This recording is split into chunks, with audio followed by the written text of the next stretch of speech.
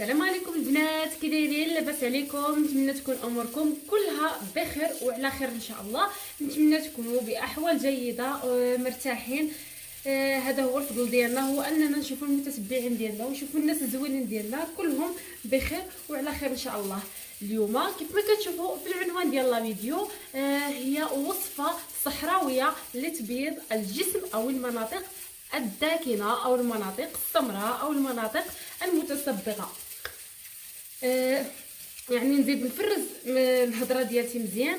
جيت اليوم جبت لكم واحد الوصفه اللي كتبيض المناطق اللي كحله في الجسم، او المناطق اللي تعرضت للشمس، او لا الناس اللي يعني اللي عندهم اللون ما موحدش في الجسم ديالهم.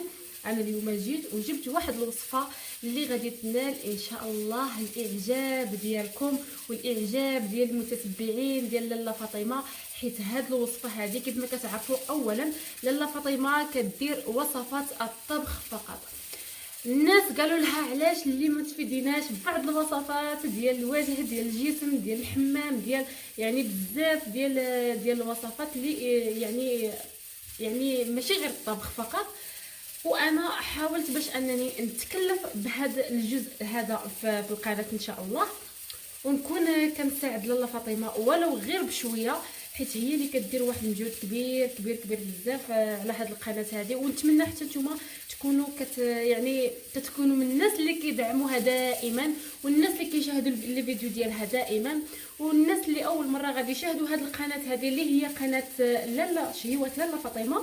نتمنى انكم تابوناو وتديروا لي جيم لي فيديو وتبارطاجيو مع الحباب ديالكم. ومرحبا بكم والف مرحبا في القناه هذه.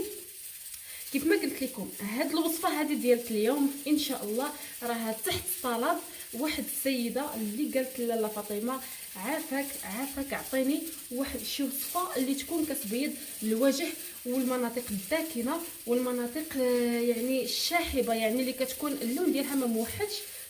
ويعني وقالت لي لاله فاطمه مرحبا، علاش لا؟ يعني مادام طلبتيني هذا هو الواجب ديالنا حنا في هذه القناه هذه، هي اننا نرضيو الطلبات ديال الناس. وهذا الشيء يعني هذا الشيء وقع من مور باش اننا حطينا الوصفه ديال الشعر، الوصفه ديال يعني صباغه الشعر طبيعيا. ورجعوا للقناه وغادي تلقاو يعني الوصفه ديال تكاوت اللي درناها للشعر، اللي كتعطي واحد السواد جد لامع، وواحد السواد اللي خطير اللي ما تلقاوش في الصباغ، وكتعطي واحد الترطيب للشعر زوين بزاف. المهم ما نطولش عليكم لا فيديو، غادي ندوزو الوصفه ديالنا.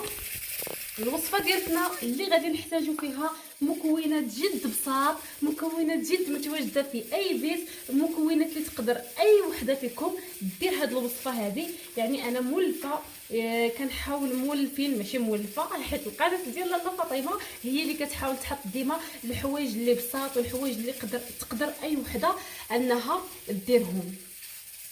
نتمنى يكون الفيديو انه كيبان لكم مزيان، لانني كنحاول ندير الاضاءه باش كتبان الوصفه مزيان. كيف ما كيبان لكم هنا غادي نبدا لكم بالمكونات. عندي هنايا واحد نصف صابونه ديال ضوء، نصف صابونه ديال ضوء هي اللي غادي نحتاج هنا. كيف ما قلت لكم عندي هنا فقط نصف صابونه ديال ضوء، اولا صابونه ديال الطوس. يعني اللي ما متوفرش عندها صابونيه ديال ضوء دير فقط غير صابونيه ديال الطوس، راها كدير 70 ريال اولا 4 دراهم، دير النصف ديالها فقط. انا هنايا كيف ما كيبان لكم هنا في الكاميرا انني حكيتها في الحكاكه الرقيقه، لانني بغيت ندير لكم الوصفه قدامكم ونوجدها بسرعه باش ما نطولش عليكم الفيديو. بالنسبه للصابونه كناخذوها وكنديروها في واحد الزليفه بهذه الطريقه هذه، في واحد الزليفه بهذا الشكل. وغادي نضيفوا عليها هنايا كيف ما تيبان لكم في واحد الكاسرون. هنايا ديجا انا غليت الماء. انا كنحاول ندير هذه الوصفه هذه بواحد الطريقه اللي سهله بزاف، وكيف ما قلت لكم بمكونات بساط. انا غنقترح 2 اقتراحات. الا عندك ما ورد استعمليه، الا عندك ما زهر حتى هو غادي نسخنو واحد شويه فوق البوطه وغادي نخويه مباشره على هاد الصابونيه ديالي هادي. الا ما عندك حتى واحد في هاد الجوج هادو تقدري تستعملي فقط غير الماء الطايب، يعني الماء الطايب فقط غنستعمل غير الماء الطايب، لاننا حنا ماشي هذا هو الغرض ديالنا، حنا عندنا واحد المكون اساسي في هاد الوصفه هذه من بعد، وغادي يعني غادي نوريه لكم. بالنسبه دابا لهاد الصابونه هذه شنو غادي نديروا ليها؟ غادي ندوزو للماء الطايب، غادي نخويو عليه واحد الكميه مقدار واحد الكاس ديال العنبه، مقدار واحد الكاس ديال العنبه فقط. انا كنقول غير كاس ديال العنبه. انا نزيد واحد شويه على هذا الشكل هذا. من موراها غادي نضيف واحد القليل ديال الماء ورد، كاين عندك ديريه، ما كاينش عندك ما كنقولش ما كنأكدش عليه ضروري. غادي نضيف واحد الملعقه كبيره من ماء الورد. جربوا هاد الوصفه والله كتجي خطيره خطيره خطيره خطيره خطيره. هنا غادي نخليو هاد الصابون ديالنا هذا غادي يذوب على خاطر. الا كنتي زربانه غادي ديريه في واحد الكاسرون، وغادي تربيه للبوطه يغلى. لانني دابا انا بغيت نحضر معكم الوصفه دغيا وما نطولش عليكم لا فيديو. غادي نحاول ندوب الصابون ديالي فوق البوطه. انا راني درت الخليط ديالي هنا كيذوب، يعني درتو فوق النار، وغادي نحاول غادي ندير هنايا مع التحريك المستمر، يعني حتى تذوب لي ديك الصابونيه، باش نوريكم كيفاش غادي نكملوا هاد الوصفه هادي. المهم غادي نخليوها على ما تذوب ليا ونرجع معكم. من بعد ما يعني داب لي داك الصابون في هاد الوصفه هذه، بعد ما داب لي هاد الصابون هذا شفتوا يعني كتختار واحد شويه. من بعد دابا فاش بردات لي نحاول نحيد هاد الرغوه هذه اللي كان من فوق.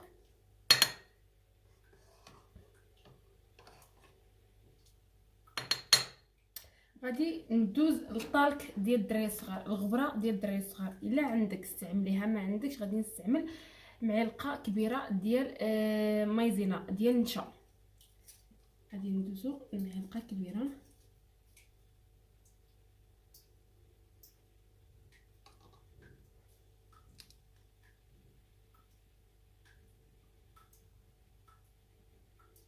معلقه كبيره.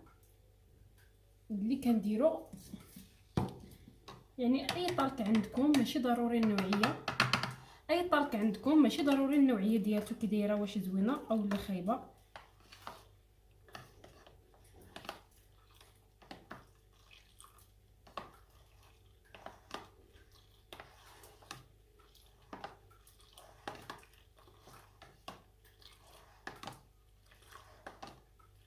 على ما تذوب لي هاد الطرك هذه في وسط الخليط ونرجع معكم. المهم في هاد اللحظه هذه فاش ذوبت هذاك يعني ملي ذوبت داك ديك الطالك ديالي، يعني ملي ذوبتها يعني راه درتها فوق النار واحد شي شويه حتى دابت ليا. الا ما بغاتش تذوب لكم هكا عادي غير عاودوا سخنوها واحد شي شويه في واحد الكاسرونه صافي راه غادي تذوب لكم دغيا. دابا غادي نضيف واحد القطرات ديال الحامض. اللي عنده حساسيه من الحامض ما ديروش بلاش، اللي ما عندهاش حساسيه من الحامض ديرو، اللي عندها البرتقال ديرو ماشي مشكل.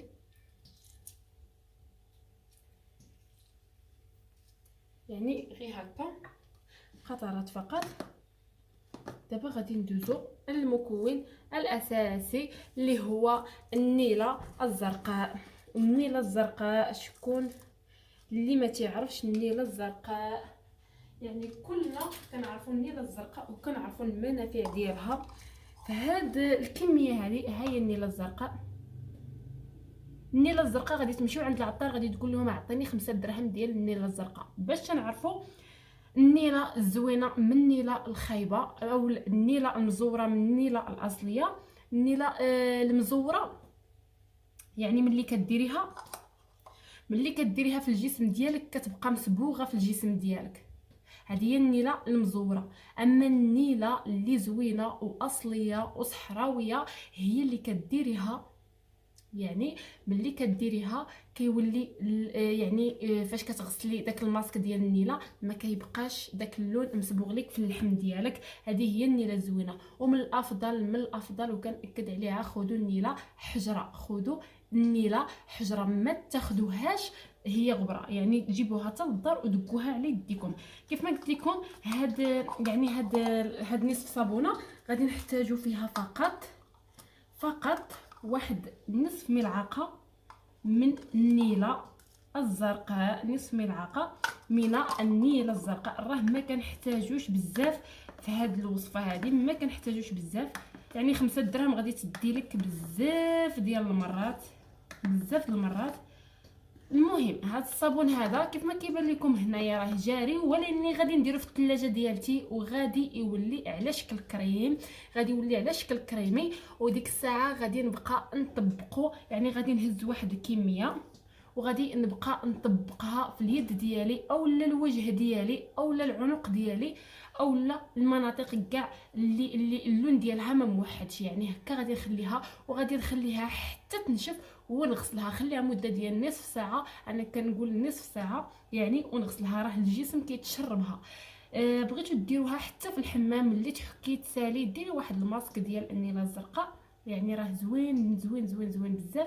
ممكن تخلطيها حتى مع شي كريم اللي عندك، راه زوين ديريها من مور ودابا الحمام. غادي ندوز وهذه ان هي شاء الوصفه. الله الوصفه ديالتنا كيفاش جات بهذا الشكل هذا. جات كريميه رائعه زوينه بزاف، وما نقولش لكم على الرويحه اللي كتكون فيها واحد الريحه اللي رائعه بزاف بزاف بزاف بزاف. وبالشكل ديالها كيف ما كيبان لكم هنا هو كريمي زوين غزال وسهل يعني سهل الاستعمال. انا ديجا درت واحد شويه في يدي قبل ما تعقد لي مزيان، ولكن دابا ملي عقدات ليا ولات كريميه جيت نوريكم كيفاش كتجي في الجسم. يعني الطريقه ديال الاستعمال ديالها ساهل، تقدري ديريها مثلا في رجليك في يديك وديري ليكون وتباتي بها، راه ما فيها حتى شي مكون اللي غادي يضرك ولا غادي يضر الجسم ديالك.